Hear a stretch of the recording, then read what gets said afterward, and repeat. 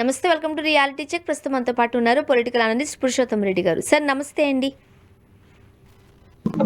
నమస్తే సార్ గారు. సార్, ఈ ప్రొఫెసర్ నాగేశ్వరరావు గారు ఏదైతే వ్యాఖ్యలు చేశారో ఆ వ్యాఖ్యలకి సంబంధించి ఆయన ఎప్పుడో దాన్ని కట్ ఆఫ్ చేసేసారు, సారీ చెప్పారు, ఆ మాటలు వెనక్కి తీసేసుకున్నారు.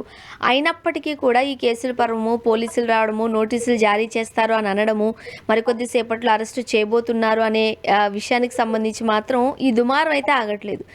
నిన్న ఒక ప్రముఖ ఛానల్ దగ్గర కొంతమంది పోలీసులు వెళ్ళారు, అక్కడ నోటీస్ ఇవ్వడానికి సిద్ధంగా ఉన్నారని కొంతమంది అంటే, అరెస్టు చేయబోతున్నారంటూ మరి కొంతమంది అన్నారు. ఏంటి గందరగోళం? ఆయన ఆ వ్యాఖ్యలు వెనక్కి తీసుకున్న తర్వాత కూడా ఎందుకు ఈ వివాదం ఆగట్లేదు? సోనియా గారు, బేసిక్ గా డాక్టర్ కె నాగేశ్వర గారు తన వ్యాఖ్యలను ఉపసంహరించుకున్న తర్వాత, అది కూడా జనసేన అధికారికంగా ఉపసంహరించుకోమని కోరిన తర్వాత ఆయన ఉపసంహరించుకోవడం, దాన్ని పవన్ కళ్యాణ్ గారు ఆమోదించడం, ఇంకా ఈ వివాదాన్ని ముగిద్దామని వారే ప్రకటించడం, ఇది జరిగిన తర్వాత ఇంకా నాగేశ్వర గారి విషయంలో ఏ అడుగు ముందుకేసినా అది ప్రభుత్వానికి జనసేనకి అంత మంచిది కాదు. ఇక నాగేశ్వరరావు గారు చెప్పింది కరెక్టా తప్ప ప్రశ్న కాదు. మీరు ఉపసంహరించుకోమన్నారు, వారు ఉపసంహరించుకున్నారు. మీరు ఏ మోతాదులో ఉపసంహరించుకున్నామన్నారో అంతకన్నా ఎక్కువ మోతాదులోనే ఉపసంహరించుకున్నారు. మీరు కోరిన దానికన్నా ఎక్కువ ఉపసంహరించుకున్నారు.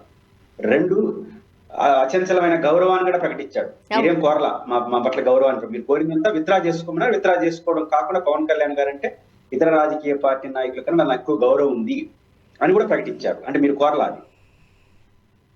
రెండు, పవన్ కళ్యాణ్ గారు యాక్సెప్ట్ చేస్తూ ఇంకా నాగేశ్వర గారి పట్ల నాకు గౌరవం ఉంది, వారి ఇంట్లో పెళ్లికి పోయాను, వారి పట్ల గౌరవం ఉంది, కానీ నన్ను వ్యాఖ్యలు చేసే తప్పు, నేను ఇంకా దీంతో ముగించేద్దామని శ్రేణులు పిలిపించినాడు. ఇంకేంటి పంచాయతీ చేయకూడదు. ఒకవేళ ఆయన చేసిన వ్యాఖ్యల వల్ల పార్టీకి, పవన్ కళ్యాణ్ గారి ఇమేజ్కి నష్టం వచ్చిందని మీరు భావిస్తే రాజకీయంగా మాట్లాడుకుంటూ ఉండొచ్చు. ఈ కేసులు పెట్టకుండా, ఆయన ఉపసంహరించుకోమనకుండా మీకు ఆధారాలు ఎవరిచ్చారు, మా ఉద్దేశం అది కాదు, పొలిటికల్ డెసిషన్ పెట్టుండాలి. కానీ పొలిటికల్ డెసిషన్స్ పెట్టకుండా ఉపసంహరించుకోమని కోరి వారు ఉపసంహరణ మీరు ఆమోదించి తర్వాత పొలిటికల్ డెసిషన్ పెట్టడం ఏంటి? ఇది డిఫెన్స్ పాలిటిక్స్. కాబట్టి నాగేశ్వర గారి విషయంలో మీరు కోరిన కారణంగా, వారు ఉపసంహరించుకున్న కారణంగా ఇంకా దాన్ని ఏ మేరకు లాగితే ఆ మేరకు ప్రభుత్వానికి జనసేన ఇష్టం తప్ప అనవసర అప్లికేషన్ వస్తుంది. ఇంకా వాళ్ళు ఆలోచిస్తే, కానీ వాళ్ళ వ్యవహార శైలి చూస్తా ఉంటే ఇప్పుడు శ్రేణులు ఎవరన్నా పొరపాటున మా నాయకుడి పవన్ కళ్యాణ్ మళ్ళీ కూడా మాట్లాడుతున్నారు, విశ్లేషణలు మళ్ళీ మాట్లాడుతున్నారని. అది అనవసరం కదా. ఇప్పుడు నాగేశ్వర గారు నేను డీజీపీ ఆఫీస్ పోయినప్పుడు ఇప్పుడు ఉపసంహరించుకోమన్నారు, ఉపసంహరించేసుకున్నారు, అయిపోయింది కదా. కానీ పవన్ కళ్యాణ్ గారు కూడా ప్రొఫెసర్ నాగేశ్వరరావు గారి ఎందుకు అలా మాట్లాడారు, నేనే ఆయన మీద కేసులు పెట్టద్దు అని చెప్పాను. ఒకవేళ ఆయన ఆ పొజిషన్లో ఉండి ఆధారాలు లేకుండా ఎలా మాట్లాడతారు? ఒకవేళ కనుక ఇంకొకరు అలా ఆధారాలు లేకుండా మాట్లాడినట్లయితే మీరు తేనె తుట్టల్లాగా రెడీగా ఉండండి. ఇలాంటి వ్యాఖ్యలు చేయడం తర్వాతే చూసాం మనం. సోనియా గారు, బేసిక్ గా పవన్ కళ్యాణ్ గారు ప్రతిస్పందనకు నాగేశ్వర గారి ప్రతిస్పందన తేడా ఉంది. డీజీపీ ఆఫీసుకు నుంచి బయటకు వచ్చినప్పుడు మీలాంటి జర్నలిస్టులు ఆయన ఒక మాట అడిగారు, ఏ ఆధారాలతో మీరు ఇట్లాంటి వ్యాఖ్యలు చేశారని వాళ్ళు అడుగుతున్నారు సార్ అంటే, నేను ఉపసంహరించుకున్న అంశం పైన మళ్ళీ మాట్లాడదలుచుకోలేదు. ఒకసారి ఉపసంహరించుకున్నాను, వాళ్ళు ఆమోదించిన తర్వాత దాన్ని మళ్ళీ మాట్లాడడం అనేది అనవసర వివాదం అవుతుంది అని ఆయన ప్రకటించాడు. అంటే సమస్య ఇంకా కొనసాగకూడదు అనుకునే వాళ్ళు చేసే పని అది. పవన్ కళ్యాణ్ గారు మళ్ళీ వారి విశ్లేషణ ఇలా మాట్లాడడం కరెక్ట్ కాదు, మీరు కేసులు పెట్టద్దండి, ఇలా మాట్లాడడం ఏమవుతుందంటే వారు మాట్లాడతారు, ఇంకో 10 మంది మాట్లాడతారు, కేసు పెడతారా లేదు వేరే సంగతి. కాబట్టి వివాదం ముగించాలనుకునే వాళ్ళు వివాదం ముగించే విధంగా ప్రవర్తించాలి. వివాదం కొనసాగించాలి, రాజకీయంగా మాట్లాడదలుచుకుంటే వారిని ఉపసంహరించుకుని అడగకూడదు. మీ రాజకీయం చేసి ఉండాలి. అంటే ఆయన మాట్లాడేది తప్పని, ఆయన వెనకాల ఎవరో ఉన్నారని మీకు అనుమానాలు ఉన్నాయి కదా, అవన్నీ మాట్లాడి తప్పలేదు. కానీ మీరు విత్డ్రా చేసుకోమని పిలిచిన తర్వాత అది మంచిది కాదు. అందువల్ల పవన్ కళ్యాణ్ గారు మాట్లాడకుండా ఉండాల్సి మంచిది. ఎందుకంటే మాట్లాడడం తప్పని కాదు, మీరు వద్దనుకున్నారు, మాట్లాడదలుచుకుంటే ఉపసంహరించుకోకుండా కొనసాగించండి. కానీ ఇక్కడ జనసేన తప్పు చేస్తారు. రెండోది, నాగేశ్వర గారిలో ఎన్ని అడుగులు వేస్తే ఆయన 2 అడుగులు రివర్స్ లో వస్తాడు. అది కూడా ఉంది. ఎందుకు రివర్స్ లో వస్తాడు? మీరు అడిగారు, నేను ఉపసంహరించుకున్నాను, ఆమోదించారు, మళ్ళీ ఎందుకు వస్తారని అడుగుతారు. రెండోది, ఇంకా ఎక్కువ మాట్లాడితే మీరు 35,000 మంది అపహరణకు ఏమైంది కేసు అడుగుతారు. నన్ను పేటీఎం అంటున్నారు జగన్మోహన్ రెడ్డి, ఎవరు నువ్వు చూసేవా డబ్బులు బ్యాంక్ అకౌంట్ నెంబర్ చూపించు అంటారు. డబ్బులు తీసుకోవాలి కదా. మీరు జగన్ గారు ఎవరెవరు పేటీఎం డబ్బులు ఇవ్వాలంటే ఆ డబ్బులు తీసుకోవడానికి ఆయనకి ఆధారాలు చూపాలి కదా. మనం నోటుకొచ్చాడు మాట్లాడచ్చా పేటీఎం అని? ఆయన మాట్లాడడం సోర్స్ లేదు, మరి మీకేం సోర్స్ ఉంది పేటీఎం తీసుకున్నట్టు? జగన్ మనిషిని ఎట్ట అంటారు?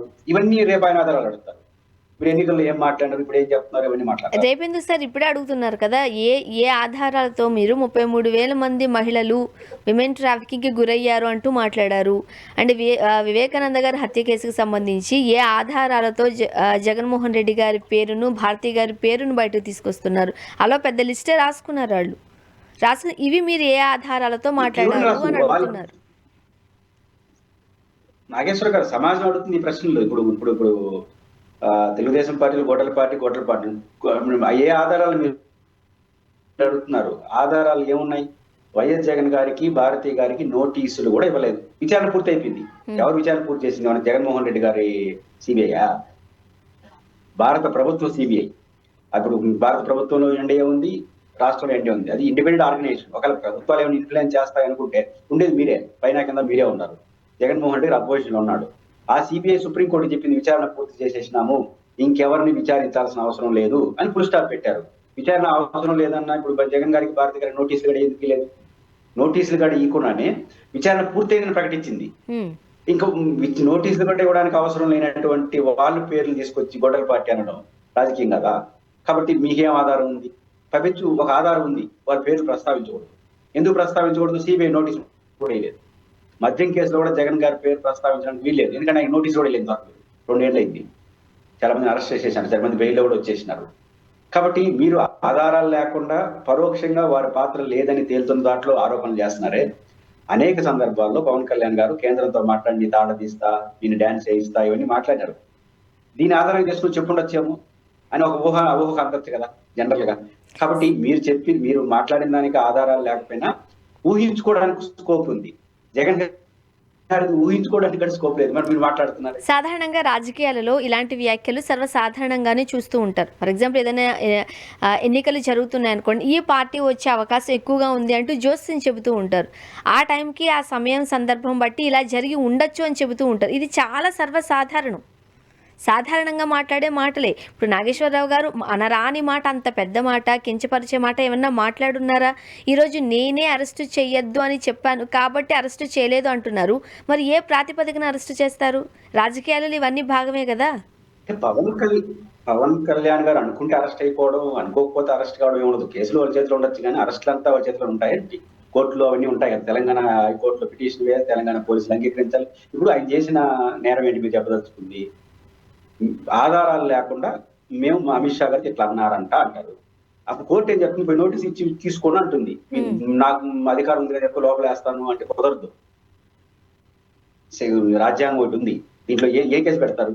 అబద్ధం, ఫాల్స్ అలిగేషన్ కేసు పెడతారు, అంతే కదా. ఫాల్స్ అలిగేషన్ కదా. మీ లెక్క కరెక్ట్ అయితే ఆధారాలు లేకుండా, లేదా లేకుండానే ఆయన చెప్పుకున్నాడు ఫాల్స్ అలిగేషన్ కి ఏమైనా 7 సంవత్సరాల పైన శిక్ష పడుతుందా? లోపల పడే వాళ్ళకి అరెస్ట్ చేయాల్సిన అవసరం లేదని కోర్టే చెప్తుంది.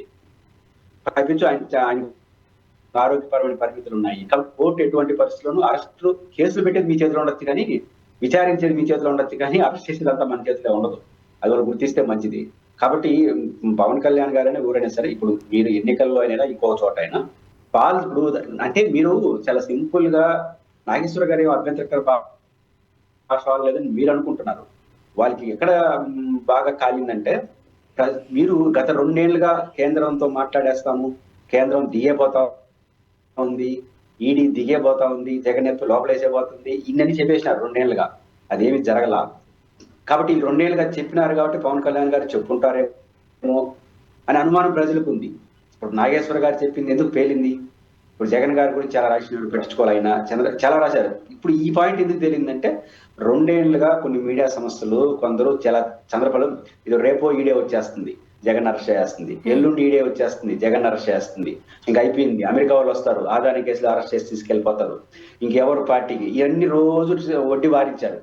అదేం జరగకపోగా ఈ పరిధిలో ఉన్న సిట్ కూడా నోటీస్ ఇలా జగన్ కి. దానివల్ల ఏమవుతుంది? ప్రజల్లో ఒక నెగిటివ్ వస్తుంది. కాబట్టి కేంద్రం దగ్గరికి పోయారేమో అని ఎవరైనా అంటే నమ్మేదానికి ప్రజలు సిద్ధంగా ఉంటారు. అది పంచాయతీ. కానీ నమ్మేస్తున్నారు జనం.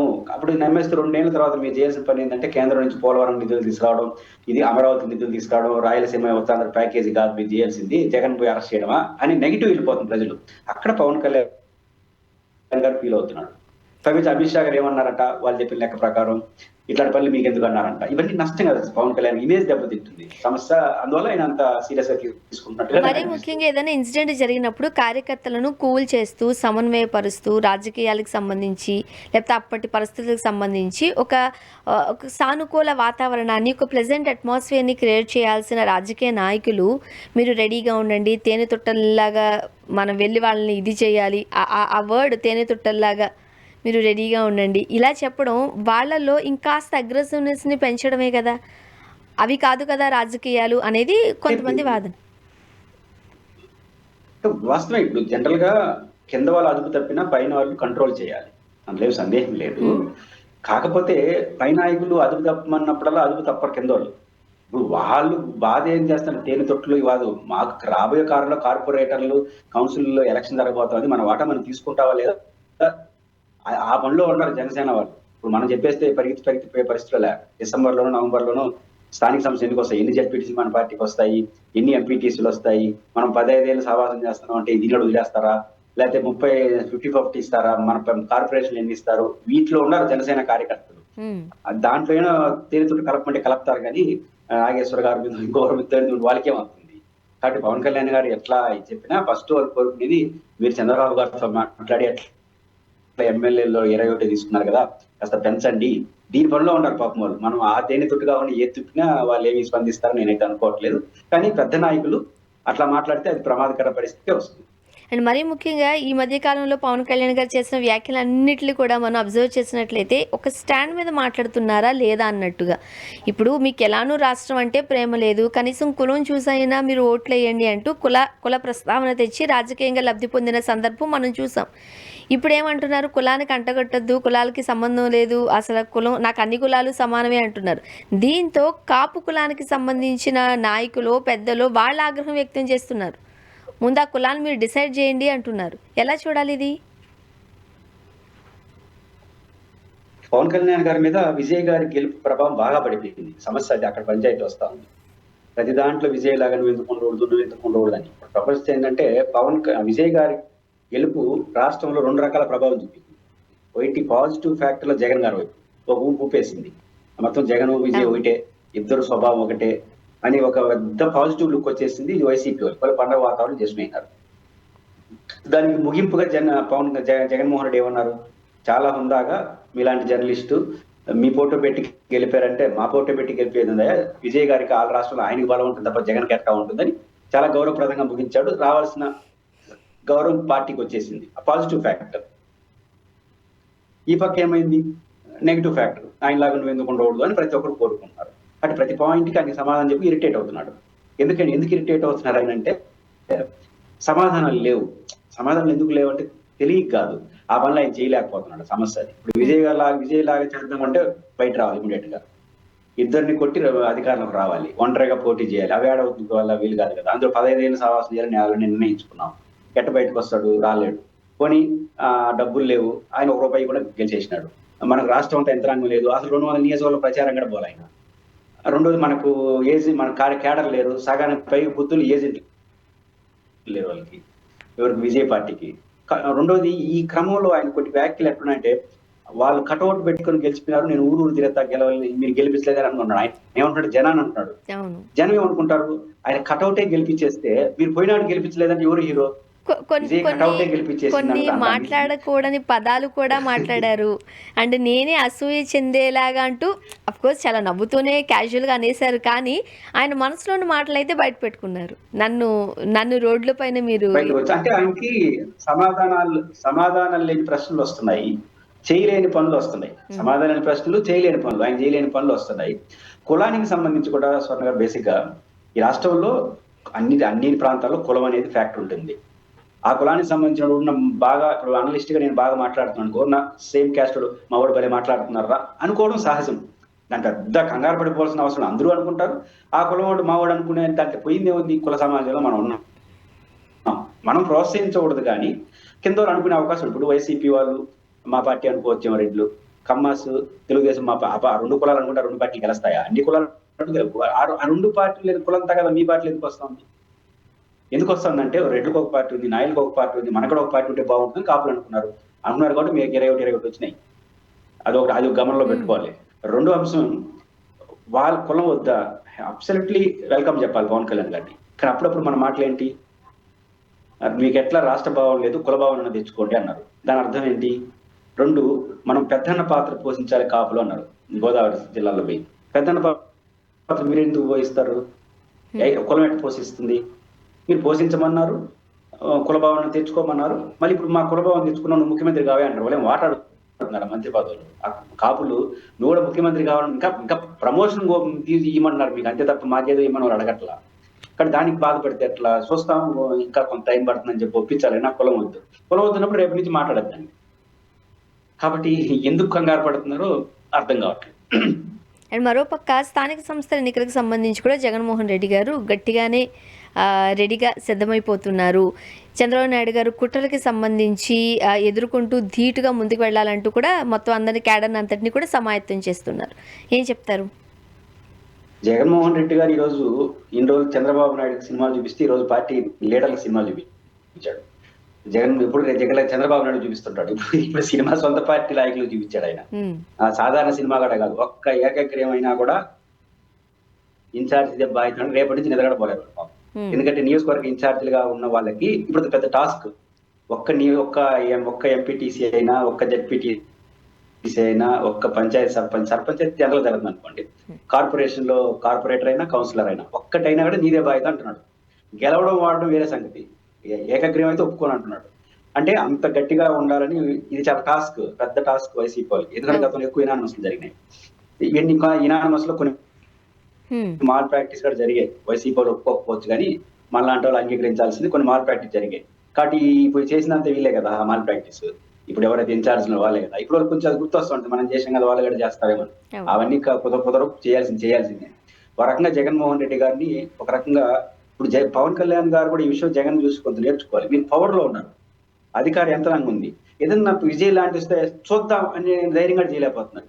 జగన్ చూడండి, ఓడిపోయిన పార్టీకి నాయకుడు జగన్మోహన్ రెడ్డి రోజు అంతే కదా, భారీ ఓటమి, మామూలు ఓటమి కూడా కాదు. పైపెచ్చు గడిచిన ఎన్నికల్లో ఏకగ్రీవాలు జరిగాయి, కొన్ని తప్పులు కూడా జరిగాయి వైసీపీ నుంచి. అయినా ఆ తప్పులు చేసిన వాళ్ళున్నా, ఓడిపోయి ఉన్నా, ఇంకా 3 ఏళ్ళు పవర్ లేకపోయినా ఒక్కటి ఒప్పుకోని చెప్పి టాస్క్ ఇస్తున్నాడు నియోజకవర్గ ఇన్ఛార్జికి. కనీసం ఇబ్బంది పెడతారని భయం కూడా లేదు. ఒకవేళ ఎవరో అన్నారట కొంచెం ఇబ్బందిగా ఉంటుందంటే కొంత అట్లాంటి వాళ్ళు కొంచెం రెస్ట్ తీసుకోండి, ఏదో పెడతాను అన్నమాట. అంటే జగన్ గారి గట్స్ చూడండి. అంటే నువ్వు చేయకపోతే ఎవరో పెట్టుకుంటాను అంటున్నాడు. అది కదా పాలిటిక్స్ లో ఉండాల్సింది. అప్పుడు భయం వస్తుంది కింద వాళ్ళకి పైన వాళ్ళకి. నేను చేయలేనంటే అయ్యో అని కాలు పట్టుకునే సమాచారం చాలా మంది రాజకీయ నాయకులు చేస్తారు. నువ్వు చేయాలబ్బా, నీకు తోడుగా ఉంటాను, మళ్ళీ ఎమ్మెల్యే ఇస్తాను, మంత్రి ఇస్తాను, కొంచెం చూడు అన్నాడు. మనం చూసాం ఓడిపోయిన పార్టీలో. ఇన్ రివర్స్ లో నువ్వు ఏదో అని పెట్టుకుంటాను అంటున్నాడు. అంటే ఆ గట్స్ ఏంటి? కొంచెం నష్టం కూడా వస్తుంది కొన్ని సందర్భాల్లో. ఆ గట్సే ఆయన హీరోలు చేసినాయి. పవన్ కళ్యాణ్ గారు చూసి నేర్చుకోవాలి. మనం కూడా గట్స్ ఉంటే తప్ప లీడర్ కాలేము. ఓడిపోయిన అంత గట్స్ పెడతా ఉంటే 21 సీట్లు పెట్టుకొని, అండర్ స్ట్రైక్ రేట్ పెట్టుకొని, ఇమేజ్ పెట్టుకొని, అది నాకు కష్టం, ఇది నాకు కష్టం అని మాట్లాడితే ఎట్లా సాధ్యం అవుతుంది? జగన్ గారు మాత్రం ఈ రోజు పార్టీ నాయకులందరికీ చాలా పెద్ద టాస్క్ ఇచ్చాడు. రెండో వైపు ఇంటింటికి పోయి 2 ఏళ్ళు పూర్తయిన సందర్భంగా చంద్రబాబు గారు ఇంకా మహానాడులు ఇస్తాడో చూడాలి. 2 ఏళ్ళు మన విజయాలు తీసుకెళ్ళి ఇంటింటికి తీసుకెళ్ళమంటాడో తెలియదు కానీ ఆయన అపజయాలు మాత్రం ఇంటింటికి తీసుకోమని జగన్ గారు చెప్తున్నారు. చాలా విచిత్రంగా ఉంటుంది పరిస్థితి. అందువల్ల ఒక రకంగా పార్టీ లీడర్లకి పెద్ద సినిమానే చూపించాడు. వారు ఏ విధంగా కింద ప్రదర్శిస్తారో చూడాలి. అండ్ ఇంకొకటి సార్, నిన్న మనం చూసాం సుగాలి ప్రీతి గారి మదర్ జగన్మోహన్ రెడ్డి గారిని కలవడం. ఎందుకంటే ఎప్పుడైతే ఇన్సిడెంట్ జరిగిందో 5 ఎకరాల భూమి ఇచ్చారు, 5 సెంట్ల ఇంటి స్థలం ఇచ్చారు, ఒక గవర్నమెంట్ ఉద్యోగం ఇచ్చారు, కానీ కూతురికి న్యాయం జరగలేదు అనేది ఆ తల్లి ఆవేదన. అప్పట్లో పవన్ కళ్యాణ్ గారు స్టాండ్ తీసుకున్నారు, ఆమెకు న్యాయం చేసే బాధ్యత నాది అన్నారు. ఇప్పుడు కూటమిలో అధికారంలో ఉన్న తర్వాత వేరే రకంగా మాట్లాడుతున్నారు. సో ఏం చెప్తారు? నిజానికి సుగాలి ప్రీతి వాళ్ళకి సంబంధించి చట్టబద్ధంగా కొన్ని వెసులుబాట్లు వాళ్ళకు ఉంటాయి. ఇట్లాంటి సంఘటనలు జరిగినప్పుడు వాళ్ళకి ల్యాండ్స్ కానీ, ఫైనాన్షియల్ కానీ, ఉద్యోగం కానీ లీగల్ గానే వస్తాయి. అవన్నీ కూడా వైఎస్ఆర్ కాంగ్రెస్ పార్టీ అధికారంలో చేశారు. ఇక్కడ పాయింట్ ఏంటంటే వాళ్ళకి చేసిన సాయం పాయింట్ కాదు. వారికి జరగరాని అన్యాయం జరిగింది వాళ్ళ కుటుంబానికి. వాళ్ళ తల్లి వేదన కానీ, వాళ్ళ కుటుంబ వేదన కానీ, ఎవరైతే ఈ ఘాతుకానికి పాల్పడ్డారో వాళ్ళ శిక్ష గురి కావాలి. ఇది మేజర్ డిమాండ్ వాళ్ళ వైపు నుంచి వస్తుంది. దీన్ని వైఎస్ఆర్ కాంగ్రెస్ పార్టీ అధికారం ఉన్నప్పుడు పవన్ కళ్యాణ్ గారు ఒక విధానపరమైన అంశంగా తీసుకొని ఛాలెంజ్ గా తీసుకొని నిలబడ్డారు. నిజంగా ఆ కుటుంబానికి నిలబడ్డారు ఆ రోజు. ఆ రోజు డిమాండ్ ఏంటి? ఒక సీరియస్ విచారణ జరిపి దోషుల సంగతి తేల్చాలి. మేము వస్తే తేల్స్తా ఉన్నారు. ఇప్పుడు మీరు అధికారంలోకి వచ్చినారు. ఆ ప్రయత్నం ఏంటి అంటున్నా. నా పాయింట్ ఏంటంటే ఏమవుతుందని చూద్దాం. మీ ప్రయత్నం మీ చేతిలో 100% చేయాలి కదా. చేసేసిన తర్వాత ఫలితం ఎలా వచ్చినా అర్థం చేసుకుంటాం. జగన్ గారు ఒక ప్రయత్నం చేశారు. ఆ ప్రయత్నం కాదు చేయాల్సిందే మీరు ఏరే మాట్లాడారు. మీరు ఆ ప్రయత్నం చేయండి. ఫలితం ఏమొస్తుందో తర్వాత విషయం. కానీ ఆ ప్రయత్నం మీరు చేయకుండా మీరు ఆయన వెనకాల జగన్ ఉన్నాడు, ఈయన వెనకాల మాట్లాడితే అభ్యంతరకరం కదా. కాబట్టి ఆ చివరకు మీ దగ్గర ఉండాల్సిన ఆమె ఈ రోజు అధికారం ఉండాల్సిన తిరిగి జగన్ గారి దగ్గరికి వెళ్ళాల్సిన పరిస్థితికి వచ్చింది. కాబట్టి మీరు ఆ మాట నిలబెట్టుకోకపోయినా కదా. నా పాయింట్ ఏంటంటే తేల్చడం అనే దానికన్నా ఆ ప్రయత్నం మీరు చేయాలి. ఏ ఐ లెవెల్ విచారణ జరుపుతారని ఆ రోజు మాట్లాడారో, ఆ రోజు జగన్ గారి ప్రభుత్వం డిమాండ్ చేశారో, అలాంటిది మీకు అధికారం వచ్చినప్పుడు చేయండి, చేసే ప్రయత్నం చేయండి. అదేం తెలిస్తే తేలనివ్వండి. ఈ ప్రయత్నం చేయకపోవడం అనేది పవన్ కళ్యాణ్ గారికి ఇక్కడ ఆ సమస్య వస్తుంది. సార్, ఇప్పుడు మహానాడు జరుగుతున్న టైంలో ఇప్పుడు బద్వేల్ నుంచి కొంతమంది టీడీపీ నేతలు డ్వాక్రా మహిళల్ని తరలించారు. ఈ వ్యాఖ్యలతో పాటుగా అక్కడ రికార్డింగ్ డాన్స్లు ఏర్పాటు చేశారు అంటూ ఒక కథనం వస్తుంది. అదే స్క్రీన్ల దగ్గర కూడా వాళ్ళు డాన్సులు చేయడం. ఇప్పుడు రాజకీయంగా హుందాగా నిర్వహించాల్సిన సభల్లో ఇలాంటి కార్యక్రమాలు ఎంతవరకు కరెక్ట్ అనేది కొంతమంది ఆవేదన. ఒకటి, తెలుగుదేశం పార్టీ మహానాడు బాగా జరుగుతుంది, అందులో సందేహం లేదు. వాళ్ళు ఒక చోట ఇదైపోయినా ఈ స్క్రీన్లు పెట్టుకొని అన్ని జిల్లాలో చేయడం అనేది ఆ పార్టీకి ఉన్న స్ట్రెంత్, ఆ పార్టీ క్యాడర్లు, ఆ పార్టీ బేస్డ్ ఉన్న స్ట్రెంత్, ఆ పార్టీ బలాన్ని చూపిస్తాను. అంతవరకు సంతోషమే. కాకపోతే మీరు అన్నట్టు అక్కడక్కడ ఎవరున్నా నిజానికి అంతమంది తీసుకొని రావాల్సి బల ప్రదర్శన చేయాల్సిన సమయం కాదు. ఎందుకంటే పబ్లిక్ మీటింగ్ కాదు కదా. ఒక చోట ఉన్నారు, అన్ని జిల్లాలు వాళ్ళు, అన్ని జిల్లాలు ఎంతమంది కూర్చున్నారని లెక్కలు చెప్పాల్సిన అవసరం లేదు. దానికి ఇంకొకరిని తరలించాల్సింది. ఎవరన్నా ఒక చోట తరలిస్తే అది వాళ్ళ లోపంగానే చూడాలి. కానీ బై అండ్ లార్జ్ అది బాగా జరుగుతుంది ఒకటి చూడాలి. అక్కడక్కడ కొన్ని చోట్ల ఈ ఉత్సాహం ఎక్కువైపోయి డాన్స్ రికార్డ్ డాన్స్ ఏదైనా పెట్టుకోండి వచ్చే 1-2 చోట్ల, అది కూడా అనవసరం. బట్ 1-2 చోట్ల జరిగిందని మనకు వార్తలు వస్తున్నాయి. దాన్ని ఆ ప్రాంతానికి వాళ్ళ బలహీనత చూడాలి. నేనైతే తెలుగుదేశం పార్టీ మహానాడు ఆ పార్టీ యొక్క స్ట్రెంత్ ని తెలియజేసే విధంగానే ఉంది. కాకపోతే అధికారంలో ఉన్న పార్టీ ఎలాంటి చర్చ పెట్టాలనే దాని నుంచి రావట్లేదు. మొదటి రోజు ఏం మాట్లాడితే లోకేష్ గారు మొదటి నుంచి జగన్ గారి పార్టీకి పేర్లు పెట్టకుండా ఉంటాడు. అట్లా కాకుండా మనం 2 ఏళ్ల కాలంలో ఏం చెప్పినాం, ఏం చేసినాం, ఏం చర్చ జరుగుతుంది, ప్రతిపక్షం ఏం అడుగుతుంది అనే చర్చ పెడితే అధికార పార్టీకి వాళ్ళకి మంచిది, సమాజానికి మంచి సందేశం ఇస్తారు. అలా కాకపోతే అక్కడ జగన్ తిట్టడానికి మహానాడు పెట్టుకుంటే లాభం, ఇంత ఖర్చు పెట్టుకొని అంత గొప్ప పార్టీ అటు జగన్ గారి ఈ పేర్లు పెట్టుకోవడానికి సరిపోతా ఉంటే అది మహానాడికి అంత శోభనివ్వదు. వాళ్ళ పార్టీ స్ట్రెంత్ కనపడతా ఉంది. ఆ స్ట్రెంత్ కానీ హేతుబద్ధంగా ఉన్న చర్చలు జరిగితే ఇంకొంచెం బాగుంది. అండ్ ఇంకొక 2 days ఉంది కాబట్టి చూద్దాం ఏం జరగబోతుంది. థ్యాంక్ యూ సో మచ్ అండి, మీ అభిప్రాయాలు పంచుకున్నారు. Thank you. ఇది వాళ్ళ రియాలిటీ చెక్. Stay tune.